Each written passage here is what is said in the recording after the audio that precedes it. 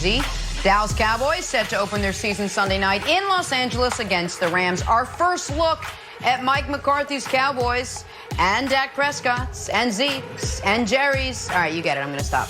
Brandon, Rams Cowboys. How do you see this Sunday night net matchup playing out? Oh, this is going to be a close one. I like the Rams. There's just too much uncertainty with travel and, you know, it's just a whole nother procedure and operation. But I'm really looking forward to seeing Coach Mike McCarthy and his new wrinkles. He's been sitting in the barn for a year. Let's see what he got. Yep. I think you got one team going this direction, the other team going this direction. Not only do I love the Cowboys in this game, America, this might be your play of the week as long as the line stays at 2.5. Get it now before it moves up to 3. Cowboys minus 2.5, I feel, is the best play you're going to get. I love the game. I love the Cowboys in this, and I think they roll. I think they absolutely roll. I think it's one of the best teams in the conference against a team that's going to miss the playoffs. Now joined here by Coach Eric Mangini. Coach, we're talking the game of the week. Brady and the Bucs headed down to New Orleans to take on Drew Brees and the Saints. First time in 5 years that Tom Brady enters a regular season game as an underdog. Our friends at Fox Bet have New Orleans favored by 3.5 in this one over Tampa Bay. Set your TiVo, folks, 4 p.m. Eastern on Fox.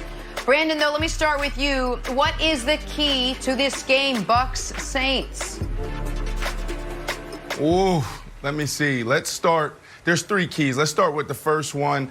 Rookie tackle. I don't even know how to say it. I don't even know how to say his name. Worth or Wirfs. I don't know who this guy is. But thank you. Think about this, Nick. No problem. When I made it to the NFL in 2006, we went to Foxborough. And at Foxborough, it was like Sunday Night Football or something, and I'm catching the ball for Jake Plummer. I'm not even playing.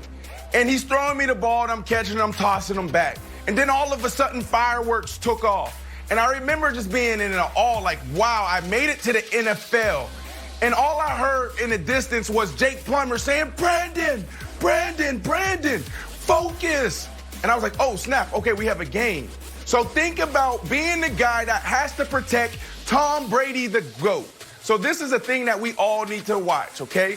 The second thing, we need to watch the dynamic between Bruce and Brady. When you look at this, the last 15 years, Bruce's offense is historical for throwing the ball down the field, taking 7-step drops, telling his quarterback, stand in there, take the hit. What have Tom Brady done the last 15 years outside of the Randy Moss years? Oh, the opposite. Drop back as fast as you can, get the ball out as fast as you can to the flat, to the flare, to the option route, right? That's what Tom Brady has done. So this is going to be an interesting thing to watch. And the last thing that I'm watching, and I'm super excited about it, is this clash between Titans.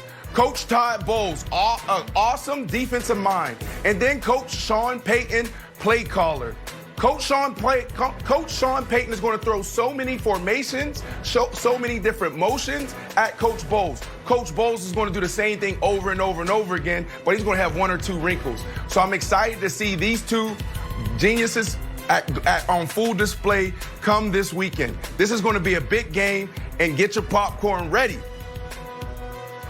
Coach, can you add to his 3 keys? What do you think the key to this game is going to be?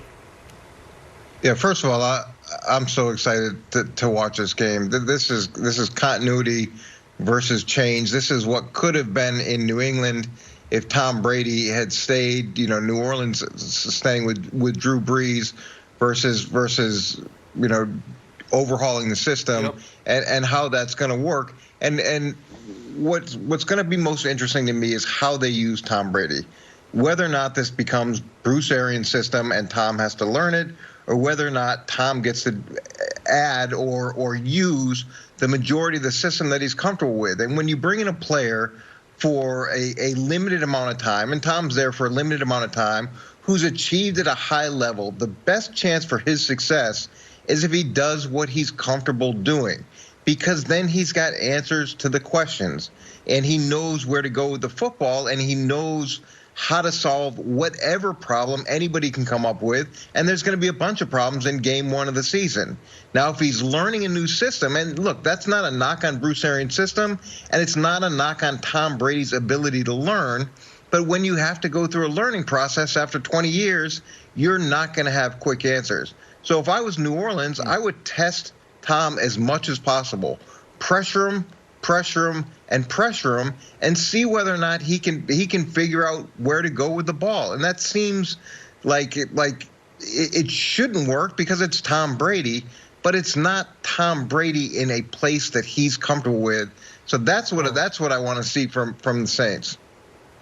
Coach, not shockingly, I think you nailed it from the Saints' defensive perspective, because historically, blitzing or pressuring Brady has been a death wish.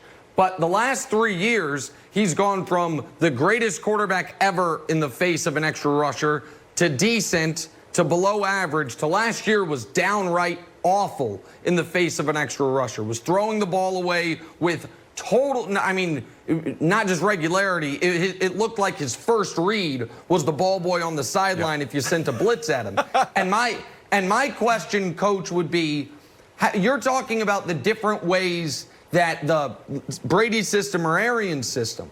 But part of the reason I think Brady played the way he did last year was he knew our defense is so good, I just have to limit mistakes. If I don't turn the ball over, we are almost assuredly going to win this football game. The Patriots last year, every single one of their victories, they held their opponent to 17 points or less. So he knew he wasn't going to be relied on for the massive play.